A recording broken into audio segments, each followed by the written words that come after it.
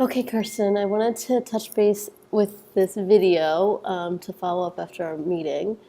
Um, I'm going to go ahead and dive into an existing course, and I'm on that page now.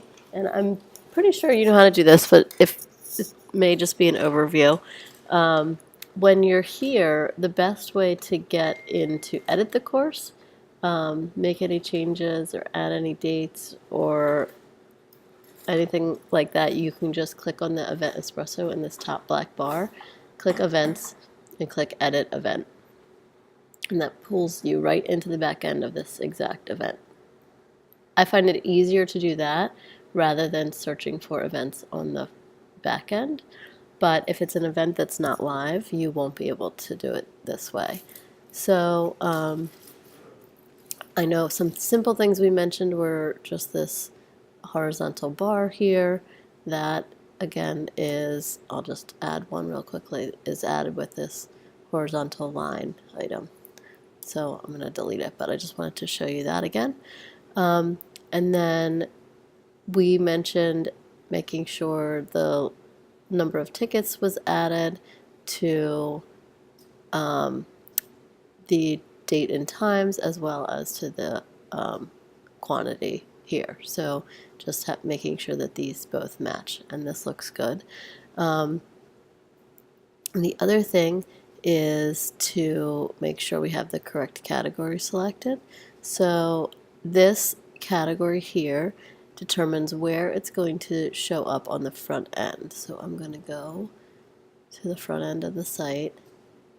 And for example, this one is a level 4 unit 5. So it should appear on level 4, the level 4 unit 5 section of the WSET level 4 classes. So when I click on that, it will jump to this unit 5 section. So we can see this course is here, and it is sold out. So the price no longer shows up. So the other item to note is the featured image, which it looks like you've been adding here. So just a reminder to add featured images along with the course, and if they are courses that fall into the WSET or to the WSG, you can use the specific featured images that match those. I'm just going to click here for a minute. So you had the level 4 featured image chosen, but if it is,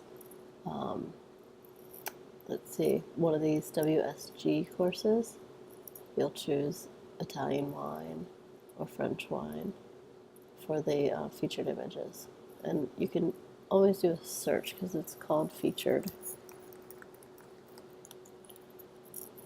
Oh, at least those two are for the WSG, so you'll be able to find those.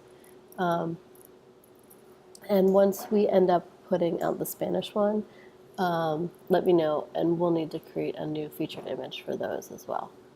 So I'm going to go ahead and add this one back. Again, if it is a advanced, beginner, intermediate, and if it falls on the line between advanced and intermediate, I have generally been choosing the intermediate featured image. That way, if the event is showing up on the home page, and I will pull that up now, you know, it'll at least appeal to people looking for an intermediate class. So, and the I'm pretty sure we went over this with Jay and yourself, but the the upcoming courses section here, those are pulled by adding an additional event category, and that should be called featured. If you select featured here in the event categories, as well as whichever category it fits into, then it will pull to the home page here. So, you know, these courses are coming up, so once these pass, we're going to have to add new courses to the home page here.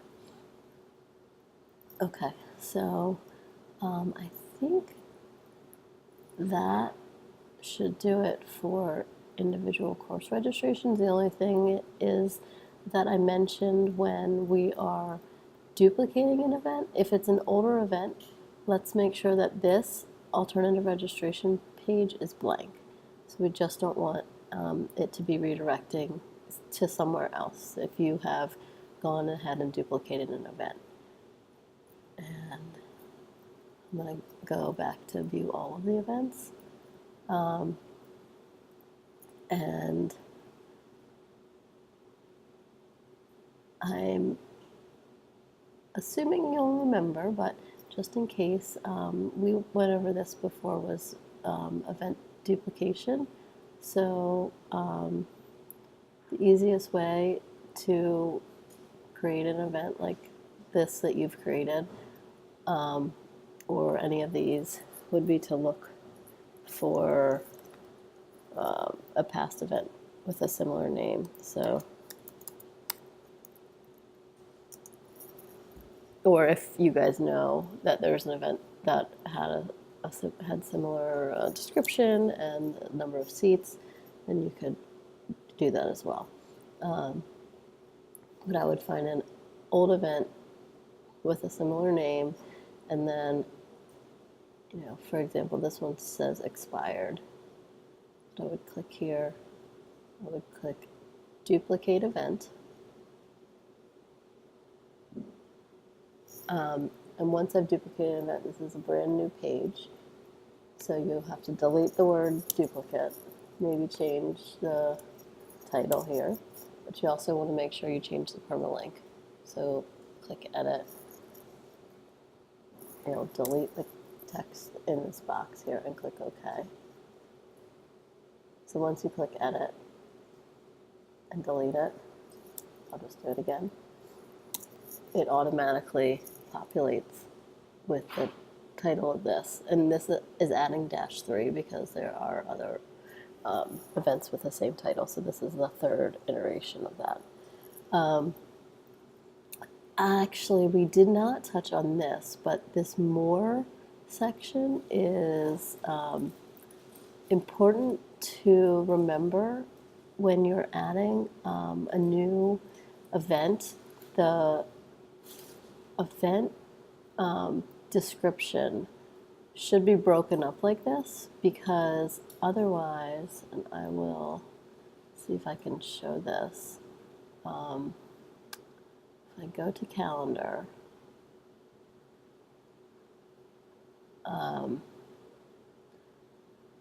right, when we hover over the event, you'll see some details here. And those event details may be cut off. So this one ends with hundreds of unfamiliar wine grapes. If I click view details, yes, because in the back end, there should be a more tag right here. So there's two reasons for this. One is to keep it easy to see when you're hovering over it, just a quick snippet as opposed to a very long description.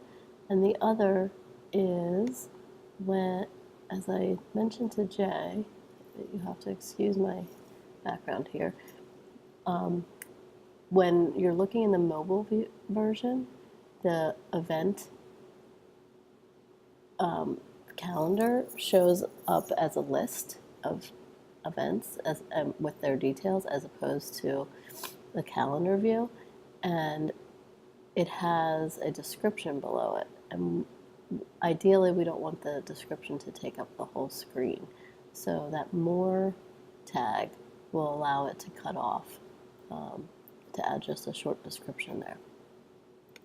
So just kind of use your discretion in adding the more tag in a place that makes sense for the visitors to get a little bit of information about the event, but not to have all of the details showing up there. And let's see, the other thing would be, this is, again, the event that we duplicated.